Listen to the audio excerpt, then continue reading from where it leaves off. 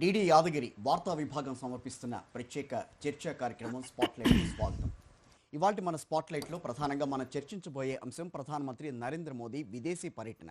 So 3 దేశాల్లో Jordan, Ethiopia, అదేవిధంగా Oman దేశాల్లో ఆయన పర్యటించారు. మొన్న 15వ తారీఖు నుంచి 18వ తేదీ వరకు పర్యటన కొనసాగింది. సో మొత్తం మీద జోర్డాన్లో 37 ఏళ్ల తర్వాత భారత ప్రధాని నరేంద్ర మోదీ పర్యటన అనేది జరిగింది. అబ్దుల్లాతో ఆయన ప్రధాని మోదీ సమావేశమయ్యారు. అదేవిధంగా ఇటు పక్కన ఇథియోపియాలో కూడా పర్యటన కొనసాగింది. సో ఈ పర్యటన ఏ రకంగా జరిగింది, ప్రధానికి అత్యున్నత పురస్కారం కూడా అందజేసింది Ethiopia government. Great honour Nishan of the Ethiopian award కూడా ప్రధానమంత్రి నరేంద్ర మోదీ అందుకున్నారు. అట్లాగే ఒమన్లో పర్యటించారు. ఒమన్లో కూడా విశేష స్పందన లభించింది ఆయన పర్యటన నేపథ్యంలో. సో దీనికి సంబంధించి మనం స్పాట్లైట్లో భాగంగా చర్చించబోతున్నాం. సో ప్రస్తుతం స్టూడియోలో మనతో ఉన్నారు సీనియర్ జర్నలిస్ట్ ఎస్ రామకృష్ణ గారు, అదేవిధంగా అంతర్జాతీయ వ్యవహారాల విశ్లేషకులు డాక్టర్ సంజయ్ పులిపాక గారు మనకి జూమ్లో మనతో జాయిన్ అవుతున్నారు. సో రామకృష్ణ గారు అట్లాగే సంజయ్ గారు, గుడ్ మార్నింగ్ అండి. Welcome to spotlight. First of all, ప్రధానమంత్రి నరేంద్ర మోదీ పర్యటన దాదాపుగా 37 ఏళ్ల తర్వాత జోర్డాన్లో పర్యటించడం కానీ ఆ జోర్డాన్తో ఉన్న సంబంధాల్ని మరింత బలోపేతం చేసుకునే విధంగా ఆయన పర్యటన సాగటం, సో దీన్ని ఏ రకంగా చూడాలని అంటారు? ఈ 3 దేశాల పర్యటన చాలా కీలకమైందని చెప్పొచ్చు అండి. భారత విదేశాంగ విధానం మొదటి నుంచి కూడా స్పష్టంగా ఉంది. ముఖ్యంగా ప్రధానమంత్రి నరేంద్ర మోడీ అధికారంలోకి వచ్చిన తర్వాత 12 సంవత్సరాలు చూస్తే మల్టీ అలైన్మెంట్, అన్ని దేశాలతో సత్సంబంధాలు కలిగి ఉండడం, అన్ని జోగ్రఫీస్ అంటే అన్ని ఖండాలలో ఉన్నటువంటి దేశాలకు సముచిత ప్రాధాన్యత ఇవ్వడం, గ్లోబల్ సౌత్కు మనం స్పోక్స్ పర్సన్గా ఉన్నాం. అంటే గ్లోబల్ సౌత్ అంటే అభివృద్ధి చెందుతున్న దేశాలకి, దాదాపు 100 పైగా దేశాలకి ఇవాళ ఇండియా అనఫీషియల్ లీడర్గా ఉంది. అంటే వాళ్ళ వాయిస్గా, వాళ్ళ స్పోక్స్ పర్సన్గా ఉన్నాం. ఇందులో భాగంగా ఈ 3 దేశాల పర్యటన, ఇప్పుడు మీరు చెప్పిన తేదీలలో జరిగిన పర్యటనని మనం 2 రకాలుగా చూడొచ్చండి. ఒకటి ఏంటంటే అన్ని దేశాలతో మన సత్సంబంధాలు పెంచుకోవడం, అంటే పోవడం రావడం అనేది ఉంటుంది డిప్లొమాటిక్ పద్ధతిలో. ప్రధానమంత్రులు పోవడం అనేది చాలా అవసరం. జోర్డాన్లో మీరు అన్నట్టు 37 ఇయర్స్ తర్వాత ఆయన వెళ్ళారు. ఇథియోపియాకు కూడా వెళ్ళారు. తర్వాత 30 ఇయర్స్ తర్వాత ఒమాన్కు కూడా వెళ్ళడం జరిగింది భారత ప్రధానమంత్రి. సో ఈ 3 దేశాలలో కూడా భారత ఇంట్రెస్ట్లు చాలా పెద్ద ఎత్తున ఉన్నాయి. అంటే ఉదాహరణకు ఒమన్లో అయితే దాదాపు 20% ఆఫ్ ఒమన్ పాపులేషన్, దాదాపు 10 లక్షల మంది ఇండియన్సే ఉన్నారు. డాక్టర్లు, ఇంజనీర్లు, చార్టెడ్ అకౌంటెంట్లు, ఆర్కిటెక్ట్స్, లేబర్తో సహా. అట్లనే ఇథియోపియాతో మనకు కల్చరల్ టైస్ ఎప్పటినో కొన్ని శతాబ్దం పైగా ఉన్నాయి మనకి. ఇథియోపియన్ స్టూడెంట్స్ మన ఇండియాలో చదువుకోవడానికి వస్తుంటారు, మన వాళ్ళు అక్కడికి వెళ్తుంటారు. జోర్డాన్తో సరే మనకి ఇండిపెండెన్స్ వచ్చిన దగ్గర నుంచి దాదాపు ఆ దేశంతో మనకి డిప్లొమాటిక్ రిలేషన్స్ ఉన్నాయి. ఇండియాని జోర్డాన్ చాలా వాల్యుబుల్ పార్ట్నర్గా ట్రీట్ చేస్తుంది. ఈ 3 దేశాలతో సత్సంబంధాలు పునరుద్ధరించుకోవడం విదేశీ పర్యటనలో భాగంగా ఉంటుంది. అపార్ట్ ఫ్రమ్ దట్ ఏంటంటే వాళ్ళు ఉన్నటువంటి అంతర్జాతీయ పరిస్థితులను దృష్టిలో పెట్టుకొని చూస్తే ఎకనామిక్ ఇంట్రెస్ట్. నిన్న ప్రధానమంత్రి మస్కట్లో చెప్పారు, గత 12 ఏళ్లలో మన విదేశాంగ విధానంతో పాటు ఆర్థిక డిఎన్ఏలో కూడా మార్పులు వస్తున్నాయని. అంటే తన ప్రభుత్వ కాలంలో వస్తున్నటువంటి ఆర్థిక డిఎన్ఏలో మార్పులు ఏంటంటే మనం ఏదో ఒక అతిపెద్ద దేశం మీద ఆర్థికంగా డిపెండ్ కాకుండా, ఈ మధ్యన గత 1 ఇయర్గా జరిగిన పరిణామాలు మనం చూస్తున్నాం. అమెరికా నుంచి మనకు దాదాపు 50% టారిఫ్లు పెరగడం, సుంకాలు పెరగడంతో మన ఎగుమతులు బాగా దెబ్బతిన్నాయి. ఆ తర్వాత వచ్చిన రియలైజేషన్ ఏంటంటే మనం ఏదో ఒక పెద్ద దేశం మీద టోటల్గా డిపెండ్ కాకుండా అన్ని జోగ్రఫీస్, అంటే ప్రపంచంలో ఉన్నటువంటి అన్ని ప్రాంతాలతో, అన్ని దేశాలతో మన ఎగుమతులు పెంచుకోవాలనేటువంటి ఎకనామిక్ పాలసీ ఒకటి ఫార్ములేట్ అయింది. అందులో భాగంగానే ఈ 3 దేశాలలో తీసుకుంటే సిపిఏ అంటే free trade agreements, comprehensive economic agreements కుదుర్చుకోవడం జరిగింది. ఇథియోపియాతో చాలా చిన్న దేశం అనుకోండి, ఇథియోపియాతో ఎకనామిక్ కంటే కూడా డిప్లొమాటిక్ టైస్ ముఖ్యం. కానీ ఇటు జోర్డాన్తో, ఇటు ఒమన్తో కూడా మనం ఎకనామిక్ ఫ్రీ ట్రేడ్ అగ్రిమెంట్స్ తీసుకున్నాం. ఒమన్తో తీసుకున్న అగ్రిమెంట్ చాలా ఇంపార్టెంట్ అని చెప్పేసి ఎకనామిక్ అనలిస్టులు అంటారు. పీయూష్ గోయల్ కామర్స్ మినిస్టర్ కూడా వెళ్ళారు. దాదాపు నెక్స్ట్ 1-2 ఇయర్స్లో $2 బిలియన్ పెరిగే అవకాశం ఉంది. జరిగింది. బిజినెస్ ఫోరం కూడా ఆయన స్టార్ట్ చేశారు. అంటే మీరు ఎకనామిక్ కూడా చూడండి, డిప్లొమాటిక్ దౌత్యపర సంబంధాలు, people to people, government to government రిలేషన్స్ని పెంచుకోవడంతో పాటు ఆర్థిక ప్రయోజనాలను కూడా పెంచుకోవడం అనేది భారతదేశం అనుసరిస్తున్న విధానంలో బాగా చెప్పవచ్చు. నెక్స్ట్ 5 ఇయర్స్లో దాదాపు $5 బిలియన్ మనం ఒమాన్తో మన ఆర్థిక సంబంధాలను తీసుకెళ్లాలనుకుంటాం. మన దేశంలో ఉన్నటువంటి labour intensive textiles, dairy, leather products మనకు ఆ దేశంలో మనకు ఫ్రీ యాక్సెస్ వస్తుంది. 90% విషయంలో కూడా ఎగ్జాక్ట్లీ ఉన్నత విద్య. అట్లనే ఆ దేశం నుంచి మనకి డేట్స్, కొన్ని అగ్రికల్చర్ ప్రోడక్ట్స్, పెట్రోలియం ప్రోడక్ట్స్ ఇవన్నీ కూడా చాలా కన్సెషనల్ రేట్కి వస్తాయి. అంటే ఈ ఫ్రీ ట్రేడ్ అగ్రిమెంట్ వల్ల మన దేశంలో ఆ దేశం నుంచి వచ్చే దిగుమతుల ప్రైసెస్ తగ్గడంతో పాటు మన ఎగుమతులకు ఆ దేశ మార్కెట్లో యాక్సెస్ దొరుకుతుంది. తద్వారా మన ఎగుమతిదారులకి, మన ఉత్పత్తిదారులకి, మన లేబర్కి, ముఖ్యంగా లేబర్ ఇంటెన్సివ్ గూడ్సే ఎక్కువ ఉన్నాయి ఈ ఫ్రీ ట్రేడ్ అగ్రిమెంట్స్లో. సో ఆ రకంగా మన భారత ఆర్థిక వ్యవస్థకి టైనీ అంటే చిన్న చిన్న ఒప్పందాల ద్వారా పెద్ద ఎత్తున బెనిఫిట్ అయ్యే అవకాశాలు కనపడుతున్నాయి. రైట్. డాక్టర్ సంజయ్ గారు, చెప్పండి. సో ప్రధానమంత్రి నరేంద్ర మోదీ విదేశీ పర్యటన అంటే దాదాపుగా ప్రభుత్వానికి సంబంధించి దేశానికి సంబంధించి ప్రధానంగా ఎన్నో ఒప్పందాలు చోటు చేసుకుంటాయి. సో ఇప్పుడు ఈ 3 దేశాలు పర్యటించిన తర్వాత ఆర్థికంగా కానీ సామాజికంగా కానీ మనకి ఎటువంటి ఉపయోగం వచ్చే అవకాశం ఉంటుందని అంటారు? చాలా మంచి ప్రశ్న అండి. ఈ ప్రోగ్రామ్ కి ఇన్వైట్ చేసినందుకు చాలా థ్యాంక్స్. ఒకటి మనం గమనించాల్సింది ఏంటంటే ఈ మధ్య కాలంలో ఇందాక వక్తలు చెప్పినట్టు పెద్ద ఎత్తున మనం ఆర్థికంగా వివిధ దేశాలతో ఒప్పందాలు కుదుర్చుకునే ప్రయత్నం జరుగుతోందండి. అవును. ఉదాహరణకి మీరు జోర్డాన్, ఒమాన్ తీసుకోండి. ఒమాన్ తో మనకి కాంప్రహెన్సివ్ ఎకనామిక్ పార్ట్నర్షిప్ వచ్చింది. కానీ ఒక నిమిషం ఒక అడుగు వెనక్కి వేసి ఆలోచిస్తే మనం అటు యునైటెడ్ అరబ్ ఎమిరేట్స్ తో కూడా ఇంతకు ముందు పాండమిక్ టైంలో ఆల్రెడీ మనకి 2022 అనుకుంటా 2023లోనో ఒక ఫ్రీ ట్రేడ్ అగ్రిమెంట్ లేదా ఒక కాంప్రహెన్సివ్ ఎకనామిక్ పార్ట్నర్షిప్ అగ్రిమెంట్ చేసుకోవడం జరిగిందండి. సో గల్ఫ్ దేశాలతో చాలా దేశాలతో ఇటువంటి అగ్రిమెంట్స్ చేసుకునే ప్రక్రియ నడుస్తుంది. అంటే ఓవరాల్ గా చూసుకుంటే గనక ఇండియాకి గల్ఫ్ దేశాలకి మధ్య ఫ్రీ ట్రేడ్ అగ్రిమెంట్ అనండి లేదా కాంప్రహెన్సివ్ ఎకనామిక్ పార్ట్నర్షిప్ అనండి, అలాంటివి పెద్ద ఎత్తున మన వాళ్ళు ఆపరేషనలైజ్ చేయడం జరుగుతోందండి మన ప్రభుత్వం.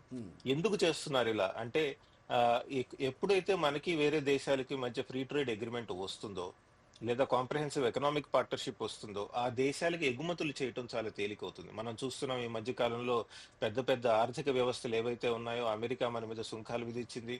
అలానే చైనాకి కూడా ఎక్స్పోర్ట్ చేయడం కష్టమవుతోంది. యూరోప్ తో మనం ఇంకా నెగోషియేట్ చేస్తున్నాం ఫ్రీ ట్రేడ్ అగ్రిమెంట్. అలాంటి సమయంలో మన వాళ్ళు చాలా డైవర్సిఫైడ్ ఎకనామిక్ పార్ట్నర్షిప్స్ ఎస్టాబ్లిష్ చేస్తున్నారండి. అంటే వివిధ దేశాలతో ఆర్థికంగా చిన్న కానీ పెద్ద కానివ్వండి అన్నిటితో కలిపి ఒక ఆర్థికంగా ఒక ఎకనామిక్ పార్ట్నర్షిప్ ఏర్పాటు చేయాలని ప్రయత్నం జరుగుతుంది. అదే దిశగా మనం ఒమాన్తో మొన్న ప్రధాని వెళ్ళినప్పుడు ఒక అగ్రిమెంట్ కుదిరింది. దాని ముందు దుబాయ్ అంటే యునైటెడ్ అరబ్ ఎమిరేట్స్ వీళ్ళతో కూడా ఒక అగ్రిమెంట్ కుదరటం జరిగిందండి. మరో పక్కన ఆలోచించాల్సింది ఏంటంటే మీరు జోర్డాన్ తీసుకోండి. మన ప్రధాని వెళ్ళినప్పుడు అక్కడ క్రౌన్ ప్రిన్స్ మన ప్రధాని ఎయిర్పోర్ట్ దగ్గర రిసీవ్ చేసుకోవటమే కాకుండా ఆయనే సొంతంగా కార్ నడుపుతూ ప్రధాని చర్చలకు తీసుకెళ్లడం జరిగిందండి. అంటే ఈ దేశాలు కూడా చిన్న దేశమైనా పెద్ద దేశమైనా భారత్ ఆర్థికంగా బలపడుతోంది కాబట్టి భారత్తో సంబంధాలు పెంచుకోవడానికి వాళ్ళు కూడా ఉత్సాహంగా ఉన్నారండి. ఇప్పుడు మీరు జోర్డాన్ తీసుకోండి, ఆర్థికంగా చిన్న దేశం అనొచ్చు కానీ జనాలు, కానీ ఒక్క నిమిషం మనం కనుక ఆలోచిస్తే జోర్డాన్ చుట్టూ ఉన్న దేశాలు చూడండి. సౌదీ అరేబియా బాగా ఇంధన వనరులు, ఇరాక్ అలాంటి దేశమే, మరో పక్కన సిరియా, మరో పక్కన ఇజ్రాయెల్ ఉందండి. ఇంకోటి గమనించాల్సింది ఏంటంటే జోర్డాన్ కి యునైటెడ్ స్టేట్స్ తో ఫ్రీ ట్రేడ్ అగ్రిమెంట్ ఉందండి. అంటే యునైటెడ్ స్టేట్స్ కి వాళ్ళు తక్కువ ధరలో ఎగుమతులు చేయొచ్చు. అలాంటి తరుణంలో మనం కనుక కొంత మ్యానుఫ్యాక్చరింగ్ అక్కడ చేయగలిగితే, వాల్యూ ఎడిషన్ చేయగలిగితే మన వస్తువులు అమెరికాకి లేదా వేరే ఎకానమీలకి, పెద్ద ఎకానమీస్ ఏవైతే ఉంటాయో, ఆర్థిక వ్యవస్థలు ఏవైతే ఉంటాయో వాటికి తక్కువ ధరలో పంపించచ్చా అని చర్చలు నడుస్తున్నాయండి. అంటే 5 బిలియన్ అమెరికన్ డాలర్లకు పెంచాలి మధ్య వాణిజ్యం అని చెప్పి చెప్పారు. అంటే 2 దేశాలకు మధ్య, భారత్ అండ్ జోర్డాన్ మధ్య దానికి సంబంధించి ప్రతిపాదనలు కూడా పెట్టారు. దానికి పెట్టారండి. అంతేకాకుండా ఇంతకు ముందు నుంచి మనకి జోర్డాన్ కి మధ్య కెమికల్స్ రంగంలో పెద్ద ఎత్తున కోఆపరేషన్ నడుస్తోందండి. కెమికల్ ఫ్యాక్టరీస్ కానివ్వండి ఇలాంటివి, అలాంటివి ఇంకా పెద్ద ఎత్తున ఎలా చేయాలి అని కూడా ఆలోచన వచ్చిందండి. అలానే ఈ మధ్య కాలంలో మన అక్కడ కింగ్ కనుక తీసుకుంటే, జోర్డాన్ కింగ్ కనుక తీసుకుంటే king Abdullah two, his excellency king Abdullah two అంటారండి, ఇది సెకండ్. ఆయన మన భారత్ నుంచి ఇన్వెస్ట్మెంట్స్ ఎక్స్పెక్ట్ చేస్తున్నారు. ఆయన చెప్పారు కూడా, మీరు కనుక మా దేశంలో మీరు ఇన్వెస్ట్మెంట్స్ చేస్తే మీరు మా దేశానికే కాదు చుట్టుపక్కల ఉన్న దేశాలకు కూడా, అలానే పెద్ద ఎత్తున వేరే యూరోపియన్ కి కానీ అమెరికన్స్ కూడా పెద్ద ఎత్తున ఎగుమతులు చేయొచ్చు అన్న దాని మీద కూడా ఆయన మాట్లాడటం జరిగింది. ఉగ్రవాదం మీద కూడా ప్రధానంగా దృష్టి సారించారు. ఎందుకంటే జోర్డాన్ కి చుట్టుపక్కల ఉన్న గాజాలో కానీ లేకపోతే మిగతా దేశాల్లో ఉగ్రవాదం పేటరేగిపోతున్న పరిస్థితుల్ని కూడా మనం గమనించాలి. శాంతి ఒప్పందంలో భాగంగా మనం అంతా ముందుకు వెళ్ళాలని చెప్పారు. సో దాన్ని ఏ రకంగా చెప్పండి. చాలా కరెక్ట్ పాయింట్ అండి మీరు చెప్పింది. ఉగ్రవాదం మీద చాలా దేశాలు, ఇటు ఒమాన్ తీసుకోండి, అటు జోర్డాన్ తీసుకోండి, మిగతా దేశాలు కూడా పెద్ద ఎత్తున మనకి భారత్ కి సానుకూలంగా ఉండేటువంటిగా చక్కగా మనకి పెహల్గాం టెర్రరిజం మీద పెద్ద ఎత్తున క్రిటిసిజం వాళ్ళు మనం అడగకముందే చేయటం జరిగిందండి. అవును. మనం ఇంకోటి గమనించాల్సింది ఏంటంటే ఒమాన్ లాంటి దేశంతో మనకి ఎప్పటి నుంచో డిఫెన్స్ రిలేషన్షిప్స్ చాలా గట్టిగా ఉన్నాయండి. ఉమ్, మీకు తెలుసో లేదో మీకు తెలిసే ఉంటుంది. ఉమ్, కానీ మన చూస్తున్న ఆడియన్స్ కి చెప్పాల్సిన విషయం ఏంటంటే సుల్తాన్ ఫస్ట్ సుల్తాన్ ఎవరైతే ఉన్నారో ఆ మన ఒమాన్ కి సంబంధించిన సుల్తాన్, ఉమ్, ఆయన భారత్ లో చదువుకున్నారండి. ఆ, ఆయన ఫస్ట్ టీచర్ ఎవరు అంటే అప్పుడు యంగ్ గా ఉన్నటువంటి శంకర్ దయాళ్ శర్మ, తర్వాత ప్రెసిడెంట్ అయ్యారు కదా, ఆయన ఓకే. టీచ్ చేయడం జరిగిందండి. ఆహా. అంతేకాదు భారత్ కి ఒమాన్ కి మధ్య పెద్ద ఎత్తున డిఫెన్స్ కోఆపరేషన్ నడుస్తోంది. మీకు తెలిసిందే, అరేబియన్ సీ పక్కనే ఉంటుంది ఒమాన్. అవును. మన నేవీ వెళ్ళి అక్కడ పెద్ద ఎత్తున ఎక్సర్సైజెస్ చేయటం జరుగుతుంది ఒమాన్ తో.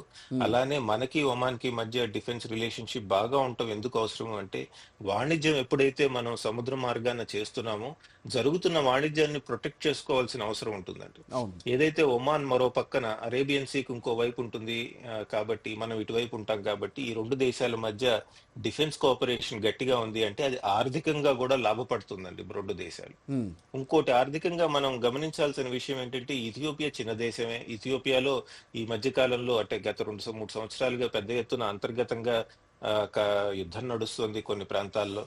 కానీ ఇథియోపియాలో రేర్ ఎర్త్ మినరల్స్ చాలా ఎక్కువ ఉంటాయండి. అవును. ఇథియోపియా కనుక మీరు తీసుకుంటే మన ఫోన్స్ లో వాడేటువంటి రేర్ ఎర్త్ మెటల్స్ ఏవైతే ఉంటాయో, డిజిటల్ కాంపోనెంట్స్ ఏవైతే ఉంటాయో, వాటికి కావాల్సిన వనరులు ఏవైతే ఉంటాయో, నేచురల్ రిసోర్సెస్, అవి ఇథియోపియాలో కూడా చాలా ఎక్కువ ఉంటాయండి. ఉమ్, సో మన ప్రధాని ఇటువంటి దేశాలకు తిరుగుతున్నప్పుడు ఒక వ్యూహం ప్రకారం, ఒక పథకం ప్రకారం చక్కగా మన దేశానికి ఏం కావాలి అని ఆలోచిస్తూ వాటికి మీరు అన్నదానికి అవసరమైనటువంటి కొనసాగింపుగా ఇథియోపియాలో ఒక డేటా సెంటర్ ఏర్పాటు కూడా అవగాహన ఒప్పందం చేసుకున్నారు అక్కడ.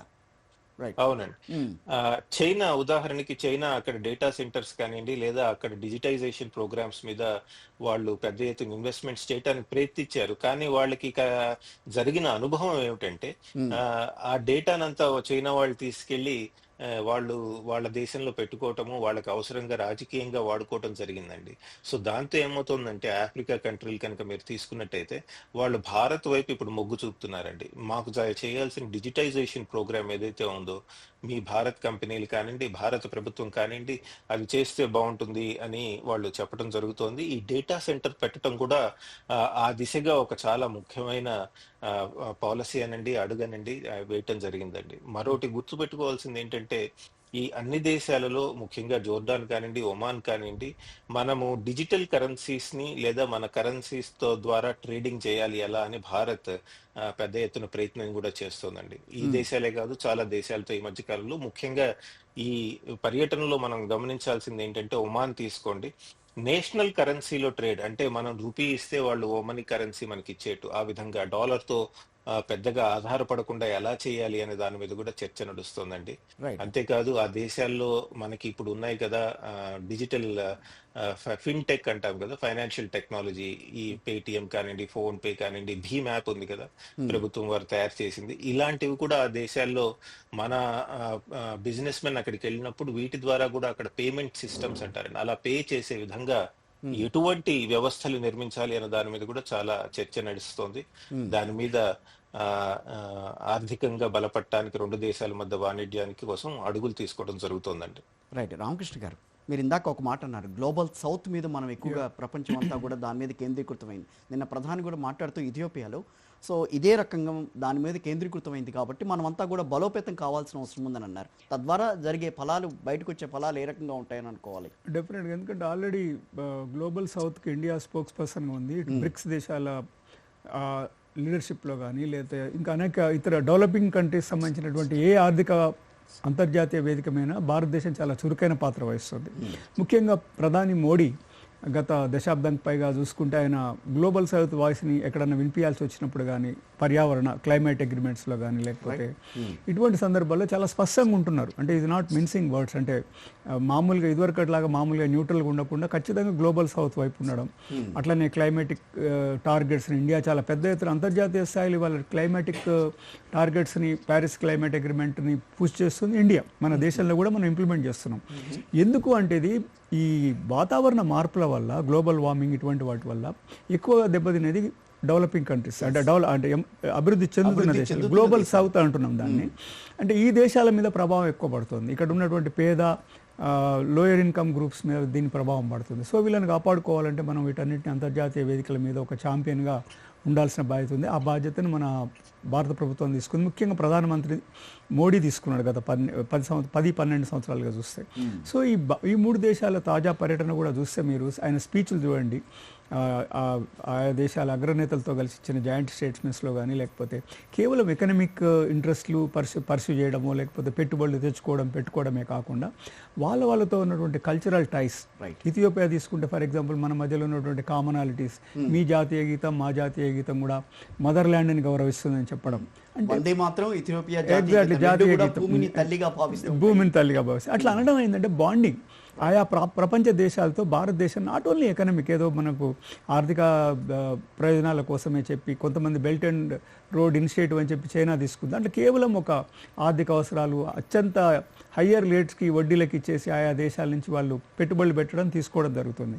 అందుకే ఇవాళ చాలా ఆఫ్రికా దేశాలు చైనా పెట్టుబడులు అంటే వెనకంజ వేసే పరిస్థితికి వచ్చేసాయి. అట్లా కాకుండా ఇండియా అట్లా కాదు, ఒక ఫ్రెండ్ ఆఫ్ డెవలపింగ్ కంట్రీస్, ఒక స్పోక్స్ పర్సన్, ఛాంపియన్, సాఫ్ట్ ఫ్రెండ్గా ఉండాలనుకుంటుంది. సో భారతదేశానికి యాక్సెప్టబిలిటీ ఎక్కువ ఉండడానికి కూడా కారణం ఇదే రీజన్. సో దాంట్లో ఏంటంటే భాగంగా వాళ్ళతో పాటు ఉంటాం, వాళ్ళ అభివృద్ధిలో పార్టిసిపేట్ చేస్తాం, మన అభివృద్ధిలో కూడా వాళ్ళని తీసుకొస్తాం. పీయూష్ గోయల్ అని చెప్పారు, దాదాపు 30-35 కంట్రీస్తో ఫ్రీ ట్రేడ్ అగ్రిమెంట్స్ కోసం చర్చలు జరుగుతున్నాయి. బహుశా ఈ ఇయర్లో 26-27 కల్లా 30-40 దేశాలతో మనకి ఫ్రీ ట్రేడ్ అగ్రిమెంట్స్ వచ్చే అవకాశం. ఒకప్పుడు మీరు చూడండి కిషోర్, ఒక WTO అనేది ఉండేది, దాంట్లో అన్ని దేశాలు దాదాపు 200 దేశాలు పార్టిసిపెంట్గా ఉండేవి. అందులో ఉన్నటువంటి ట్రేడ్ అగ్రిమెంట్కి అందరూ పార్టిసిపెంట్స్ అయి కట్టుబడి ఉండేవాళ్ళు. తర్వాత ఇటీవల అమెరికా అధ్యక్షులు తీసుకుంటున్న నిర్ణయాల ప్రకారం గ్లోబల్ లెవెల్లో ఉన్న అగ్రిమెంట్స్ మాకు అనవసరం, మాతోని ఎవరైతే పర్టికులర్ డీల్స్లో ఉంటారో వాళ్ళతో మాత్రమే మేము ట్రేడ్ టర్మ్స్ డిసైడ్ చేస్తామనే దగ్గరికి వచ్చింది. దాంతో రీజనల్ కాంప్రహెన్సివ్ అగ్రిమెంట్స్ వస్తున్నాయి.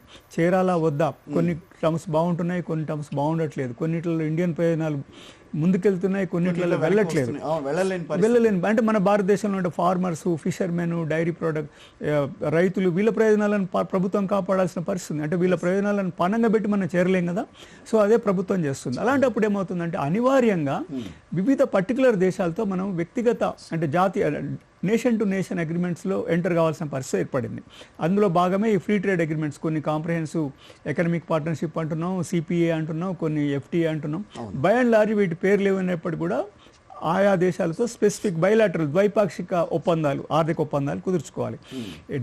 మీరు ఇందాక అన్నట్టు ద్వైపాక్షిక ఒప్పందాలు కుదుర్చుకోవడంతో పాటు ఆయా దేశాలతో స్నేహ సంబంధాలు, ఈక్వాలిటీ బేసిస్ ఉంటుంది. మీరు ఇండియన్ పాలసీ తీసుకోండి, విదేశాంగ విధానం ఈక్వాలిటీ అనేది మనం ఫాలో అవుతాం. డామినేట్ చేయాలని కోరుకోం, ఎవరైనా డామినేట్ చేస్తే కూడా మనం యాక్సెప్ట్ చేసే పరిస్థితుల్లో ఉంది. సేమ్ కొన్ని టర్మ్స్ దగ్గర చాలా డిలే అవుతుంది, ఆర్థిక ప్రయోజనాలు చాలా ఎఫెక్ట్ అవుతున్నాయి. యూయూతో మన ట్రేడ్ అగ్రిమెంట్లు డిలే కావడానికి, యూకేతో చాలా వరకు కూడా డిలే జరిగింది. వీటన్నిటి కూడా కారణం ఏంటంటే మన దేశ ప్రయోజనాలు, మన దేశంలో ఉన్నటువంటి రైతులు, ఇతర కార్మిక వర్గాల ప్రయోజనాల విషయంలో మనం చాలా స్పష్టంగా ఉండడం. అంటే వీళ్ళని ఎట్టి పరిస్థితుల్లో వీళ్ళ ప్రయోజనాల మీద కామ్ అనేటువంటి స్టాండ్ తీసుకుంది ప్రభుత్వం. అమెరికాతో కూడా ఇప్పుడు ట్రేడ్ డీల్ డిలే కావడానికి కొన్ని వాళ్ళు అనేక అంశాల మీద భారతదేశంలో ఒత్తిడి తెచ్చే టర్మ్స్ పెట్టారు. ఆ టర్మ్స్కి ఇండియా సిద్ధంగా లేదు. అన్నిటికీ కాంప్రమైజ్ అయ్యి ఏదో మొత్తానికి అయితే అగ్రిమెంట్ చేసుకుందాం, ఎగుమతులు పెంచుకుందాం అనేటువంటి హరిలో లేదు. ఆర్థిక ప్రయోజనాల కంటే కూడా ప్రజల ప్రయోజనాలు ముఖ్యం. ఈ దేశంలో ఉన్నటువంటి అట్టడు వర్గాల, లేకపోతే వల్నరబుల్ సెక్షన్స్, ఫార్మర్స్ కానీ ఇతర ఆ వర్గాల ప్రయోజనాలు ముఖ్యమైనటువంటి కమిట్మెంట్ కూడా కనపడుతుంది. అట్ ద సేమ్ టైం అమెరికాతో కూడా మనం చాలా ఆఫర్ చేస్తున్నాం. అమెరికాకు చాలా కన్సెషన్స్ ఇవ్వడం జరిగింది. ఆ దేశం చెప్తున్నటువంటి అనేక టర్మ్స్కి మనం ఒప్పుకున్నాం. కానీ అయినప్పటికీ కూడా కొన్ని కీలకమైన అంశాల్లో, నాన్ టారిఫ్ విషయాలలో వాళ్ళు ఇంట్రెస్ట్, అంటే టారిఫ్ సంబంధం లేని విషయాల్లో వాళ్ళు ఇంకా కొన్ని మన GST రిఫార్మ్స్ మీద వాళ్ళకి కొన్ని అభ్యంతరాలు ఉన్నాయి. అటువంటి ఇండియా ఒప్పుకునే స్థితిలో లేవు. GST రిఫార్మ్స్ వల్ల కొన్ని ఇండైరెక్ట్గా మాకు ఇంపాక్ట్ పడుతుందని చెప్పేసి అమెరికన్ ట్రేడ్ నెగోషియేటర్స్ అంటున్నారు. అయినప్పటికీ కూడా ఇండియా వాటి మీద కాంప్రమైజ్ కావడానికి సిద్ధంగా లేదు. సో ఏంటంటే స్థూలంగా చూస్తే ఇండియా ఇవాళ డైవర్సిఫై అయ్యి అనేక దేశాలతో అగ్రిమెంట్స్ కుదుర్చుకొని, అనేక దేశాలతో ద్వైపాక్షిక సంబంధాలను ఇంప్రూవ్ చేసుకొని భారతదేశం నుంచి ఎగుమతులు పెంచడం మన priority. At the same time ఆయా దేశాలతో కూడా సత్సంబంధాలు కలిగి ఉండడం. మీరు ఇందాక ఒక పాయింట్ చెప్పారు, ఎక్కడికి పోయినా మన భారతదేశం టెర్రర్ అనే విషయాన్ని ప్రస్తావిస్తుంది. అంటే మన ఎకనామిక్ ప్రయోజనాలు, పీపుల్ టు పీపుల్ సంబంధాలు, మన టాలెంటెడ్ యూత్ ఆ దేశాలకు పోవడం, ఆ దేశాల విద్యార్థులు మన దేశాలకు దగ్గరికి రావడం, రావటం, చదువుకోవడం, కొన్ని వాళ్ళకి స్కాలర్షిప్స్ కూడా scholarships కూడా ఇస్తున్నారు వాళ్ళకి. ఇథియోపియా వాళ్ళకు కూడా కొన్ని స్కాలర్షిప్స్ ప్రధానమంత్రి అనౌన్స్ చేశాడు. అవును. ఇదేంటంటే గుడ్ విల్ గెస్చర్, అంటే ఆ దేశాల నుంచి 2 రెట్ల ఉపకార వేతనాలు ఇస్తామని చెప్పారు. డెఫినెట్లీ మనకి చాలా మన ఉస్మాన్ యూనివర్సిటీలో కూడా ఒకప్పుడు ఇథియోపియన్ విద్యార్థులు చాలా పెద్ద ఎత్తున ఉండేవాళ్ళు హైదరాబాద్ సెంట్రల్ యూనివర్సిటీలో ఉండేవాళ్ళు. సో మళ్ళీ వాళ్ళని రప్పించడం ఎట్లా, అంటే ఈ కోవిడ్ తర్వాత తగ్గింది అనుకోండి, మళ్ళీ వాళ్ళని పెంచడం ఎట్లా, పీపుల్ టు పీపుల్ యూత్ వచ్చేస్తేనే మనకు దేశంతో గుడ్ విల్ అంబాసిడర్స్గా ఉంటారు. ఇందాక వారు చెప్పినట్టు ఆయా దేశాల అగ్రనాయకులు మన భారతదేశంలో చదువుకుంటున్నారు. సో అనేక దేశాలతో సత్సంబంధాలు ఉంటాయి. విద్యా వ్యవస్థని డైరెక్ట్ గా అక్కడ నెలకొల్పి డెఫినెట్లీ ఒమన్ లాంటి దేశాల్లో సో అక్కడ మన కల్చర్ ని కూడా డెవలప్ చేసుకుంటూ డెఫినెట్లీ మస్కట్ లో మీకు తెలుసు ఢిల్లీ పబ్లిక్ స్కూల్ ఉంది, చాలా బ్రాంచెస్ ఉన్నాయి. ఇంకా అనేక ఇతర Indian south Indian Hyderabad based schools కూడా అక్కడ యూనిట్స్ తెరుచుకున్నారు. సో అవన్నీ కూడా పీపుల్ దాదాపు 10-12 లక్షల మంది ఇండియన్స్ మస్కట్లో ఉన్నారు మన వాళ్ళు.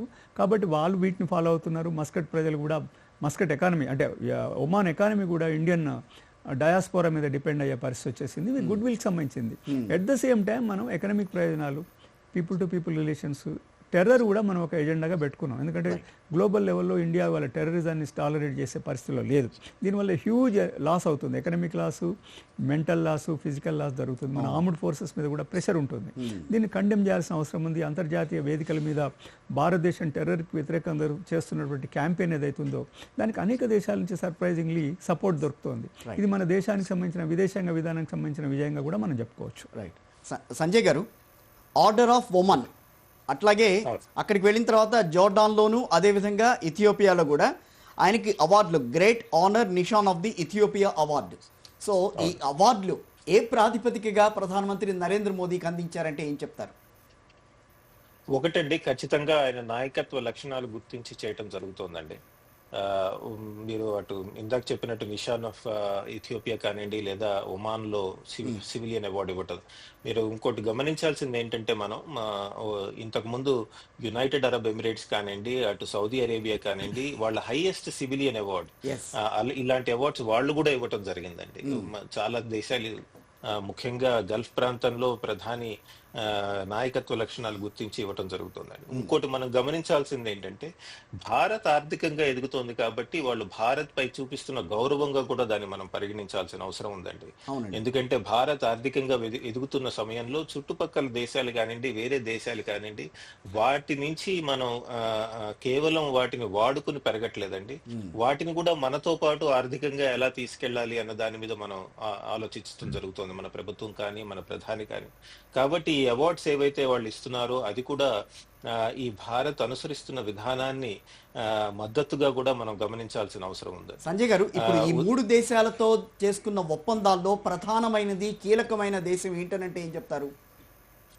అన్ని దేశాలు వాటి యొక్క ముఖ్యమైన పాత్ర ఉంటుందండి. ఉదాహరణకి జోర్డాన్ తీసుకోండి. మనం ఇవి ద్వైపాక్షిక చర్చలు అయినప్పటికీ, అటు జోర్డాన్ కానివ్వండి, ఒమాన్ కానివ్వండి, ఇథియోపియా కానివ్వండి, ఇవి ద్వైపాక్షిక చర్చలు.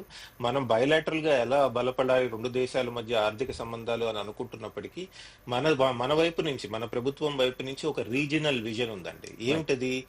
మన ప్రధాని స్పీచెస్ లో కనుక మనం చూసినట్టయితే, లేదా అక్కడ నాయకులు ఇచ్చిన స్పీచెస్ లో చూసినట్టయితే, India middle east Europe economic corridor అని ఐమెక్ అంటారండి. India middle east Europe economic corridor, దాని దిశగా మనం అడుగులు వేస్తున్నాం అండి. దానిలో ఫస్ట్ ఫేజ్ లో జరుగుతోంది ఏంటంటే, భారత్ ప్రభుత్వం ఈ మిడిల్ ఈస్టర్న్ కంట్రీస్, ముఖ్యంగా ఒమాన్ కానివ్వండి, జోర్డాన్ కానివ్వండి, వాటితో పెద్ద ఎత్తున ఆర్థిక సంబంధాలు పెంచుకోవడం జరుగుతోంది. మరో పక్కన మనం చూసాం రెడ్ సీలో, అక్కడ ఈ మధ్య కాలంలో యెమెన్ ఉగ్రవాదులు అక్కడ జరుగుతున్న సముద్ర మార్గంగా జరుగుతున్న వాణిజ్యం మీద పెద్ద ఎత్తున దాడులు నిర్వహించడం జరిగింది. అటువంటి వాటి నుంచి దాటడానికి కూడా ఆఫ్రికా, ఈస్ట్ ఆఫ్రికా ప్రాంతాల్లో ఉన్నటువంటి దేశాలు, అటు ఈజిప్ట్ కానివ్వండి, ఇథియోపియా కానివ్వండి, మిగతా దేశాలు ఏవైతే ఉన్నాయో, సౌదీ అరేబియా, రెడ్ సీకి ఇంకో పక్కన ఉన్న సౌదీ అరేబియా కానివ్వండి, వీటితో మనం సంబంధాలు బలపరుచుకోవడం జరుగుతోంది. అటువంటి దిశగా చూస్తే కనుక ఇథియోపియా పర్యటన కూడా చాలా ఇంపార్టెంట్. మనం ఇంకోటి గమనించాల్సింది ఏంటంటే, ఈ కొన్ని దేశాలు, ముఖ్యంగా ఇథియోపియా ఆర్థికంగా చిన్న దేశం అయినప్పటికీ దాదాపు 675 కంపెనీలు ఇండియా నుంచి ఇథియోపియాలో ఇన్వెస్ట్ చేశాయండి. వాటితో వాణిజ్యం నడుపుతున్నాయండి, ట్రేడ్ నడుస్తోందండి 2 దేశాలకి మధ్య. అంటే ఇథియోపియా లాంటి చిన్న ఎకానమీలో దాదాపు 675 ఇండియన్ కంపెనీలు ఉండటం గమనార్హం అండి. సో అలా చూసుకుంటే కనుక ఒక్కొక్క దేశానికి ఒక్కొక్క ముఖ్యమైన అంశం ఉంది, భారత్ కి ఉపయోగపడే అంశం ఉంది. మన తర్వాత ఇందాక వక్తలు చెప్పినట్టు ఈ అవార్డ్స్ ఇవ్వటానికి కూడా కారణం ఏంటంటే మనం అనుసరిస్తున్న విధానం. ఉదాహరణకి గ్లోబల్ సౌత్ కి మనం సపోర్ట్ చేస్తున్నాము. అభివృద్ధి చెందుతున్న దేశాలు మనం చాలా సమర్థిస్తున్నాం వివిధ ప్లాట్ఫామ్స్ లో. G20లో జరిగినప్పుడు మొట్టమొదటిసారి ఆఫ్రికన్ యూనియన్ మెంబర్షిప్ మనం ఇప్పించామండి. ఢిల్లీలో జరిగినప్పుడు ఆఫ్రికన్ యూనియన్ ని మనం G20లో ఒక మెంబర్ గా చేసుకోవడం జరిగిందండి. అలానే మీరు బ్రిక్స్ తీసుకోండి. ఈ మధ్య కాలంలో Brazil, Russia, India, China, south Africa వ్యవస్థ ఏదైతే ఉందో అంతర్జాతీయ వ్యవస్థ, దాన్ని ఎక్స్పాన్షన్ జరిగినప్పుడు ఇథియోపియా మెంబర్షిప్ కి మనం దోహదపడ్డామండి. సో ఇలా చిన్న చిన్న దేశాలు, అభివృద్ధి చెందుతున్న దేశాలు, అవి పెద్ద పెద్ద సంస్థల్లో కానివ్వండి, వ్యవస్థల్లో కానివ్వండి, వాళ్ళ పార్ట్నర్షిప్, వాళ్ళ మెంబర్షిప్ వచ్చినప్పుడు, సభ్యత్వం కోసం అప్లికేషన్స్ పెట్టినప్పుడు మనం పెద్ద ఎత్తున మద్దతు ఇవ్వటం జరుగుతుందండి. అలానే మనం చూసాం ఇంటర్నేషనల్ సోలార్ ఎనర్జీ అలయన్స్ అంటాం. అంటే solar based clean energy systems ని కూడా డెవలప్ చేయడంలో భారత్ పెద్ద పాత్ర పోషించడం జరుగుతుందండి. సో ఓవరాల్ గా చూసుకుంటే మన ఆర్థిక వ్యవస్థకి, ప్రపంచ వాణిజ్య వ్యవస్థకి ఈ 3 దేశాలు చిన్న దేశాలు అయినప్పటికీ చాలా కీలకమైన పాత్ర పోషిస్తాయి. కాబట్టి ఒక విధంగా ఈ విజిట్ ఏదైతే ఉందో చాలా ముఖ్యమైన విజిట్ గా మనం పరిగణించాల్సిన అవసరం ఉంది. రామకృష్ణ గారు, ఎన్నో దేశాలను పర్యటించారు ప్రధానమంత్రి నరేంద్ర మోదీ. ఆ దేశాలన్నింటితో కూడా స్వేచ్ఛా వాణిజ్య ఒప్పందాలు చేసుకుంటూ వస్తున్నారు. సో ప్రధానంగా ప్రతిపక్షాలు కొన్ని మాట్లాడుతుంటాయి, ఊరికినే వెళ్ళి దేశంకి వెళ్ళి వస్తున్నారు, ఈ దేశ పర్యటనలు ఎక్కువ అవుతున్నాయి అని చెప్పి మాట్లాడుతూ ఉంటారు కదా. అలాంటి వాళ్ళకి మీరు ఇచ్చే సమాధానం ఏంటి? ప్రధానమంత్రి సహజంగానే విదేశాలు తిరగాల్సిన బాధ్యత ఉంటుంది. ఏ ప్రధానమంత్రి అయినా తిరుగుతున్నారు. ఊరికే దేశాలకు తిరగడానికి అయితే ప్రధానమంత్రులు పోతారని నేను అనుకోను, ఏ ప్రధానమంత్రి అయినప్పుడు కూడా. ఒక ఫారిన్ ఎక్స్టర్నల్ అఫైర్స్ మినిస్ట్రీ ఒక రోడ్ మ్యాప్ తయారు చేస్తుంది. మనం ఏ దేశాలతో ప్రయారిటీస్ ఉంటాయి, మనకి చాలా క్లోజ్ మిత్రులు, మనకు మిత్రులు. 175 దేశాలతో ద్వైపాక్షిక సంబంధాలు ఏర్పడ్డాయి గత 10-12 ఏళ్లుగా. డెఫినెట్లీ. సో డైవర్సిఫైడ్ ఎజెండా ఉంటుంది. భారత ప్రయోజనాలని అంతర్జాతీయ వేదిక ప్రధానమంత్రికి భారతదేశంలోనే కాకుండా అంతర్జాతీయ స్థాయిలో కూడా దేశాన్ని ఒక స్థాయిలో నిలపాల్సిన బాధ్యత ఆయన మీద ఉంటుంది. అంతర్జాతీయ వేదిక మీద, ఐక్యరాజ్య సమితిలో కానివ్వండి, అనేక వేదికల మీద. కాబట్టి ప్రధానమంత్రి ఈ మోడీ ప్రభుత్వం ప్రధానమంత్రి మోడీ గత 12 సంవత్సరాలు చేసిన పర్యటనలు చూస్తే భారతదేశ ప్రతిష్ట పెరిగింది తప్ప తగ్గిందని ఎక్కడా కనపడట్లేదు మనకి. ఎందుకంటే ఇటు రష్యా, అమెరికా, చైనా, రష్యా, ఈ అన్ని దేశాలు అగ్రరాజ్యాలు, ఈ 3 కూడా వాళ్ళు ఉన్నటువంటి పరిస్థితులు. అట్లనే యూకే, కెనడా, ఆస్ట్రేలియా, ఈ అన్ని దేశాలతో కూడా ఇంత ఎక్సలెంట్ రిలేషన్స్, ప్రతి ప్రధానమంత్రితో, అగ్రనేతతో ఆయనకున్నటువంటి పర్సనల్ ర్యాపో. ఎవ్రీ 2 years కి అగ్రరాజ్యాధినేతలు ఇండియాకు వస్తున్నారు. సో ఇవాళ ఇండియా అంత డిస్మిస్ చేసే కంట్రీ కాదండి. దాదాపు ఇవాళ మనం $4 trillion ఎకానమీ ఆల్రెడీ టచ్ అయ్యాం. అతి త్వరలో 5-6 దాకా పోయే పరిస్థితి కనపడుతోంది. అండ్ మన థర్డ్ ఆర్థిక వ్యవస్థ కూడా ఒక 2-3 సంవత్సరాల్లో చేరుకునే అవకాశాలు కనపడుతున్నాయి. సో ఈ పరిస్థితుల్లో ఇండియాని వాళ్ళ పుష్ ఓవర్ కంట్రీ కాదు, అంటే జస్ట్ ఇగ్నోర్ చేయొచ్చు అనేటువంటిది కాదు.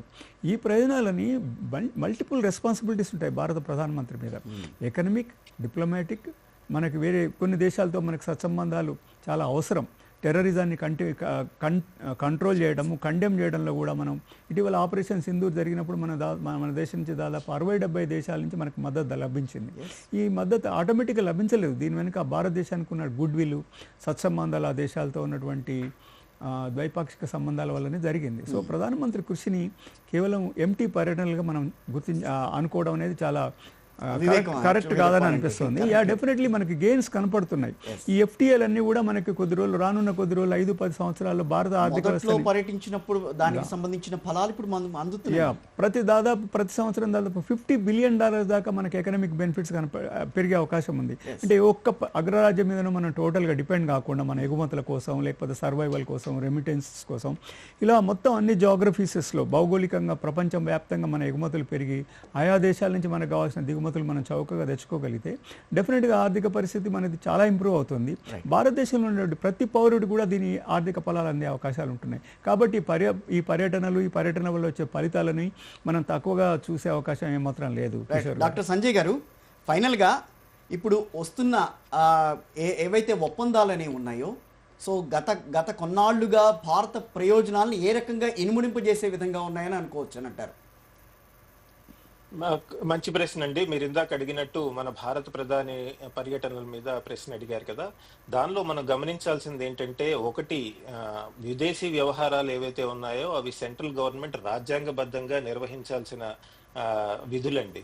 అవి ఫాలో అవుతున్నారు. రెండు, మన ప్రధాని మిగతా దేశాల నాయకులతో కనుక వాళ్ళ ఫారెన్ విజిట్స్ తో కనుక కంపేర్ చేస్తే, నేను రీసెర్చ్ చేసి డేటా ప్రెజెంట్ చేశాను ఒక పేపర్ లో, వాషింగ్టన్ DC దాంట్లో, అక్కడున్న థింక్ ట్యాంక్ లో. మన ప్రధాని మిగతా దేశాల నాయకులతో పోలిస్తే పెద్దగా ఎక్కువ ట్రావెల్ చేయట్లేదండి. వాళ్ళతో సరి సమానంగానే ట్రావెల్ చేస్తున్నారు. ఎందుకంటే మనకి ఇంతకు ముందు ఉన్న ప్రధానులు వాళ్ళు పెద్దగా ట్రావెల్ చేయలేదు కాబట్టి ఈ ప్రధాని పెద్దగా ఎక్కువ ట్రావెల్ చేస్తున్నారు అని అనుకుంటున్నాం. కానీ మీరు జపాన్ తీసుకోండి, బ్రెజిల్ తీసుకోండి, సౌత్ ఆఫ్రికా తీసుకోండి, ఇలాంటి అభివృద్ధి చెందుతున్న దేశాలు, ఎమర్జింగ్ పవర్స్ కానివ్వండి, లేదా అటు జర్మనీ, ఫ్రాన్స్ తీసుకోండి, లేదా ఐక్యరాజ్య భద్రతా మండలిలో ఉన్నటువంటి ఇంపార్టెంట్ కంట్రీస్ తీసుకోండి, వాటి నాయకులు కూడా భారత్ ప్రధాని ఎంత ట్రావెల్ చేస్తున్నారో దానికంటే ఎక్కువే ట్రావెల్ చేస్తారండి. కానీ మనకి ఇది అలవాటు లేకపోవటం వల్ల అలా అనిపిస్తోంది. ముఖ్యమైన పాత్ర ఇంకోటి గమనించాల్సింది ఏంటంటే, మనం ఇక్కడ మన ప్రధాని వేరే దేశాలకి ట్రావెల్ చేసినప్పుడు మీరు చెప్పినట్టు ఇంపార్టెంట్ ఎకనామిక్ అగ్రిమెంట్స్ చేస్తున్నాం. మనం ఈ రోజు $4 ట్రిలియన్ ఎకానమీ అండి. రేపు పొద్దున $7 ట్రిలియన్, $10 ట్రిలియన్ ఎకానమీ కావాలి అంటే వివిధ దేశాలతో వాణిజ్యం బలపరుచుకోవాల్సిన అవసరం ఉందండి. ఆ విధంగా కేంద్ర ప్రభుత్వం అడుగులు ముందుకు వేస్తోంది. ఆ విధంగానే ఈ మధ్య జరిగిన అగ్రిమెంట్స్ ని, వాటిని మనం ఆ పరిధిలో చూడాల్సిన అవసరం ఎంతైనా ఉందండి. Okay sir, thank you very much అండి. డాక్టర్ సంజయ్ గారు మాతో జూమ్లో జాయిన్ అయ్యి స్పాట్లైట్లో మీ అభిప్రాయం తెలియజేసినందుకు. అట్లాగే రామకృష్ణ గారు, thank you very much sir. So ఇది వాళ్ళ మన స్పాట్లైట్. తర్వాత కార్యక్రమం ప్రసారం అవుతుంది. నమస్తే.